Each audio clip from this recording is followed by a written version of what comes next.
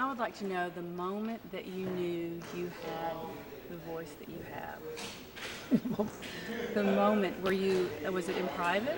Were you Well, in public? no, I think it's something developed over time because I actually stumbled across an old kind of cassette of me singing when I was maybe like 13 or when I started strumming guitar and stuff at 14, and it didn't sound anything like I sing. I mean, I think when I first started singing, I tried to copy other singers, and then I think maybe just over the years it kind of came into my own kind of voice.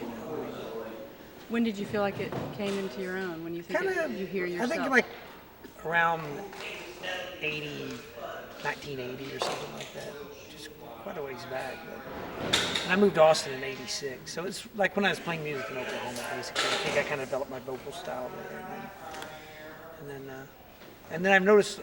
I think, at least to me, in the last couple of years, it's kind of peaked out in some ways, and now I'm kind of mellowing it out into another dimension. Maybe like singing less. Okay. I don't know. I mean, that's it for me because I listened to some old tapes this week, and I thought, it'd be like if you listen to Charlie Parker and he's doing just a lot of notes. And I thought, Sure. Man, when I was younger, and I was just singing, and now I felt singing less. I think that's interesting. It's very interesting. I mean, I know enough to know it's a very distinctive style, but it's hard to sell. It is. Your voice is very. Personally, I have such a sense of place with your voice. Cool. I'm in Austin. I'm in a particular part of Austin in my car with your voice. Oh, cool. It's wonderful.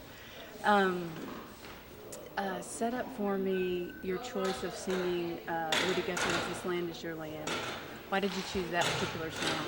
Well, I mean, I've actually played it for many years, and I know a lot of Woody Guthrie material because I do a show. I don't know if you're aware of this, but there's a show that I kind of put together called Ribbon on Highway and the Skyway. And what it is a lot of Woody's narratives and stuff out of his books and his novels. He was a really amazing guy. He did paintings and poetry and wrote children's songs and just books of philosophy and stuff. So anyway, I put together a script that we have a narrator on stage and he reads from a book, and then say I'll do a song like Bound for Glory, and then he'll read another passage and Slade Cleaves will sing a song. And it usually has 5 kind of rotating cast members as far as the singers.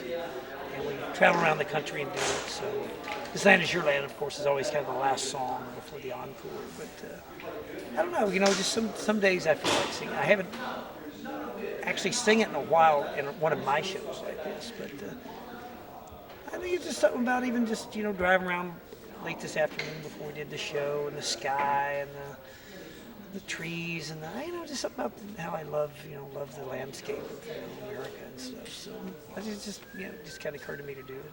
It's a great song. I think it should be part of one of our national anthems. Yeah. I really did. Yeah, and I No also, battle. Yeah, it's and really just that whole thing of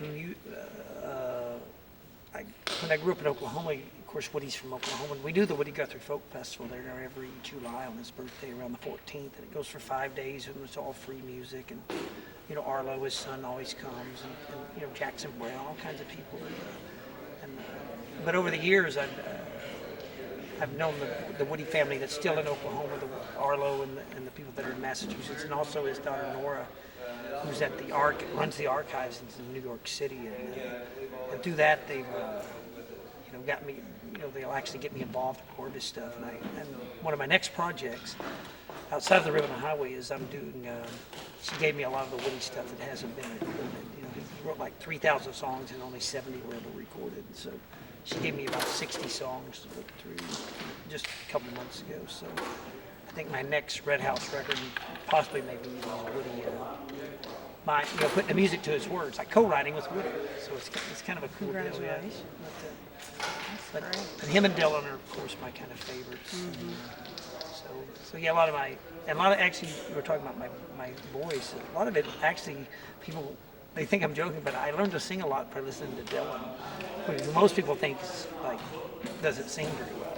A lot of people are just like, they always I'd want rather to do, listen to your they voice. always want to do that, do that kind of Dylan. But like his phrasing and all this, I just learned a lot about singing around words and singing behind the beat and ahead of the beat of the music. he was kind of like Sinatra in that way. He kind of had this style that I think I got a lot of my vocal phrasing from Dylan. It is distinctive phrasing, like Willie Nelson's phrasing. Yeah, which yeah, is yeah, like yeah. behind the beat. And all kinds of Yeah, So yeah, very good. Are you going to do, I know there's an Okie show at the Cactus that you do with Ray Wiley and Kevin Welch. Welch. Yeah, we do that every Usually now and every then. year. We call it the Okie Compadre. Yeah, are y'all Tour. doing that this summer? No, it's fun. It's another thing you just brought up. 'Cause just yesterday I was talking to my booking agent about we may do that show again. But one year we did it, all over. We went like all over the country for about 3 months. We did so, and then last year we did it once. And so yeah, that might be even a good one to do up here. I think it'd be great. In the round. I've wanted to see that. Yeah, but those guys are great, friends and songwriters. So it's really easy to. Great combination. Yeah. Let's talk a little bit about your new CD. Tell me the title of it. It's called A Blue Nightfall. And that is after one of the cuts off the CD. Yeah, that's one of the songs. Tell me about on, that song. Well, that song, it's a song I wrote a few years ago, and then when I got ready to do my new record, something about that song, I felt that the other songs on the record would fit around it or something. So it's kind of in the middle of the record. But, songs are so hard to explain. I mean, it's like when Native Americans thought you would take their picture, you took part of their soul. Every time I try to explain songs, I feel like it kind of goes nowhere because they come so much out of. Well, actually, I was just watching that Storytellers, Bruce Springsteen Storytellers. I don't know if you saw that today. I absolutely did. And he came close to what I would say about songs, like when you're in the process of writing, like, how much did I feel it? All of it. How much did I hear it? None of it. I don't. It's just Right. it's the real. And that thing he said about the rising, where it just kind of comes. Sometimes if you're just the good receptor, it kind of comes out of the nowhere. They just kind of come out. So there's a couple of songs on the record that I really almost don't remember writing them. They just kind of came out, and then people who review records, like they may see something in there that I don't even see. They say, well, obviously that song was about your mom dying during the recording of your record, and I'm thinking, no, I don't really consciously remember writing it about her. But they say, yeah, but listen to the words, and then I'll go back and say, yeah, man, that's you could be right. Maybe I didn't even so songs kind of write themselves, I think. Are you able to analyze it more, like maybe 10 years away from it? Yeah, I think a little bit. But I mean, one thing Or do you not even do that? Yeah, in a way, I don't really think about that much. And I've always avoided trying. I hadn't did a lot of co-writing because I don't like when you craft songs. People that say I'm a song crafter, and they just want to get let's write a song, and then they'll say, okay, I got an idea.